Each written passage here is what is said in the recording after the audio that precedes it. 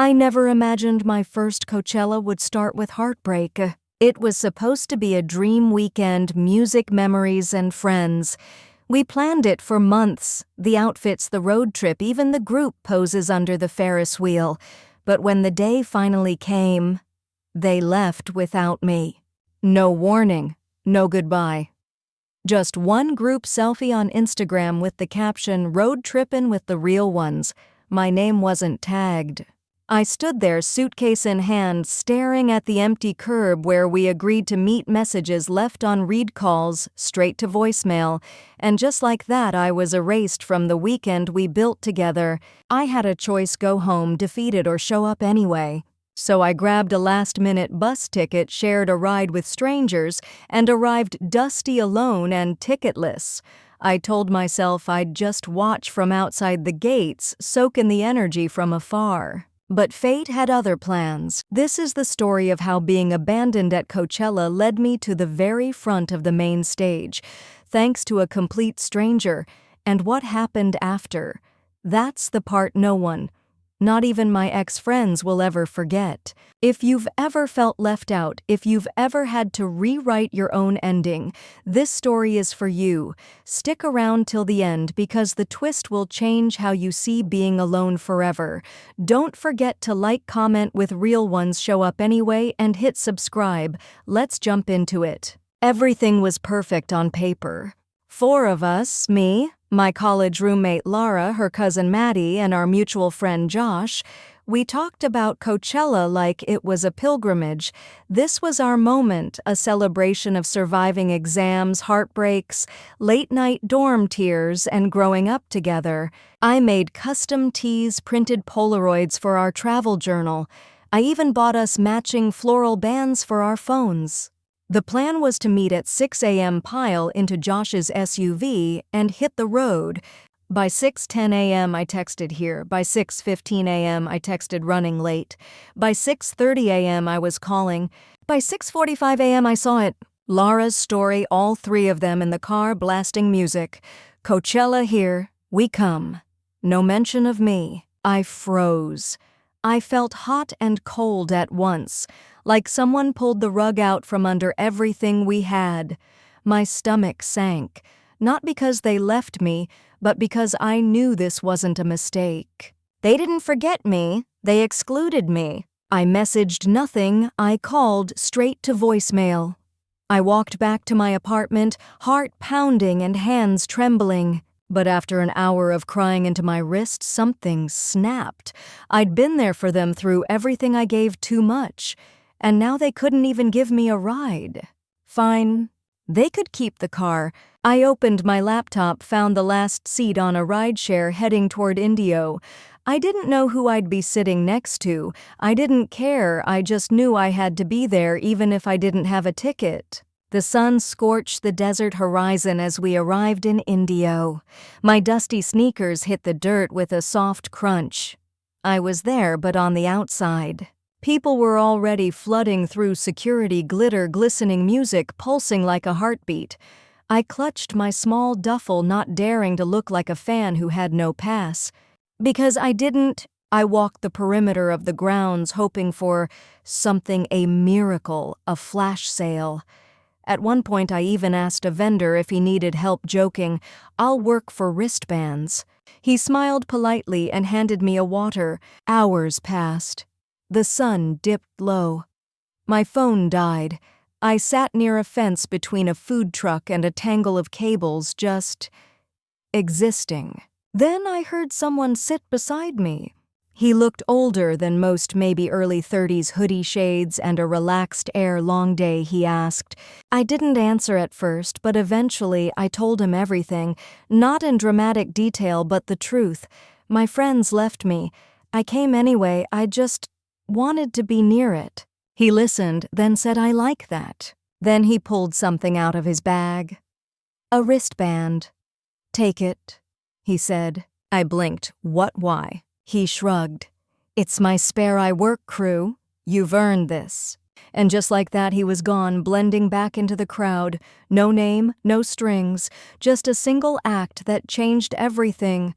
I stood at the entrance gate staring at the wristband like it might disappear if I blinked too hard. My heart thudded as the scanner beeped. Green light. I was in. The roar of the festival swallowed me whole, music vibrating through my ribs, bodies moving in waves, lights pulsing like stars on earth. For a moment, I didn't care who had left me. I was part of something bigger than them. I wandered for a while, taking everything in giant art sculptures, tents full of dancing strangers, food stands selling glittery lemonade, and couples with matching mesh outfits. My old friends were nowhere in sight, but I didn't look for them. Instead, I made my way toward the main stage. The guy who gave me the wristband had told me, "Use it. It's front row." At the time, I thought he was exaggerating. He wasn't. When I showed the security staff my badge, they pointed past a velvet rope through a crowd of shouting fans to the thin strip of space directly in front of the stage. I walked in like I belonged there, even though inside I was still that girl who got ghosted by her own friends. And then the lights went out. The crowd screamed. The headliner appeared in a burst of pyrotechnics. It was like standing in front of a firestorm made of music. I was so close I could see the sweat on the drummer's brow, the singer's boots pounding the stage, the rush of pure electricity pulsing through the front row. I should have been overwhelmed, but all I felt was peace. For the first time in days, I wasn't chasing anyone. I wasn't trying to earn my place. I had won. Midway through the set, the headliner paused. He squinted toward the front row, and I swear for just a second his eyes locked with mine. He smiled, then pointed at me, and said into the mic, "This next one's for the ones who showed up anyway." The crowd erupted. I froze. Was he talking about me? Maybe not. But in that moment, it didn't matter, because I felt seen. Not because someone gave me permission, but because I showed up without needing it. After the show, I stayed near the rail, heart still pounding. A woman tapped my shoulder. "You were front row, right? I think you made it on the live stream." "What?" She turned her phone to show me a clip of the headliner, pointing the camera, panning toward the crowd, and me, clear as day, staring back like I'd just found magic in the dust. The sun had long dipped beneath the horizon, and the desert air turned cooler, but my skin still buzzed with the heat of the music. The lights, the crowd. I lingered near the food tents, still riding the high from the front row experience, still clutching my phone like it was proof of everything. And that's when I saw them, Lara, Maddie, Josh, walking out of the merch line, arms full of tie-dye hoodies and overpriced water bottles, laughing like the world had always been this good, like nothing had happened.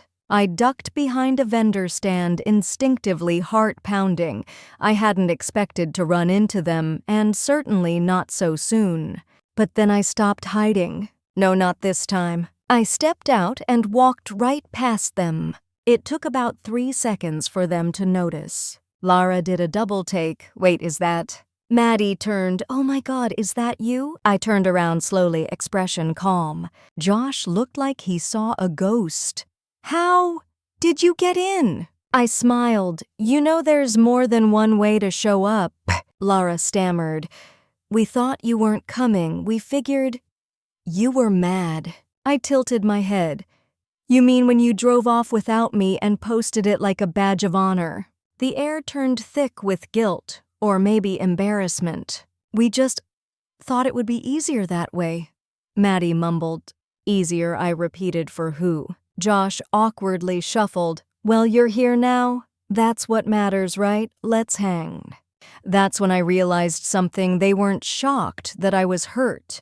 They were shocked that I showed up without them, that I didn't beg to be included, that I wasn't crying behind the scenes waiting for scraps of attention. "No thanks," I said. "I already found better company," and I turned to walk away. Then Lara called after me, "But how'd you even get in?" I stopped, turned. "I got a wristband from a stranger," I said. someone who didn't need years of history to see that I deserved to be here. Their silence said everything. Maddie opened her mouth but didn't say a word. And in that moment I realized I didn't need revenge. I didn't need to prove anything. The fact that I didn't need them anymore was the loudest message I could ever send. I walked away and didn't look back. Later that night, while watching another set from the sidelines, someone tapped my shoulder. It was the same guy, the stranger from the fence. "You used it?" He grinned. I laughed. "Yeah, and you have no idea what you started." He chuckled. "Actually, I might." We didn't talk much after that. He just handed me a small card, Black Minimalist, and walked away again. No name, just an Instagram handle and one line: "Don't wait to be invited to your own life." I held the card like it was a key. Because maybe it was. The next morning, I woke up to a phone that wouldn't stop vibrating. Even before my eyes adjusted to the sunlight bleeding through the tent flaps, I could hear the ping, ping, ping of notifications. My video had gone viral. I'd posted a short clip the night before, just 15 seconds of me in the front row, the headliner pointing that unforgettable line echoing across the speakers. "This one's for the ones who showed up anyway." I hadn't tagged anyone, I hadn't called out my ex-friends. I just uploaded it with the caption, "Got ditched, showed up anyway, front row hit different."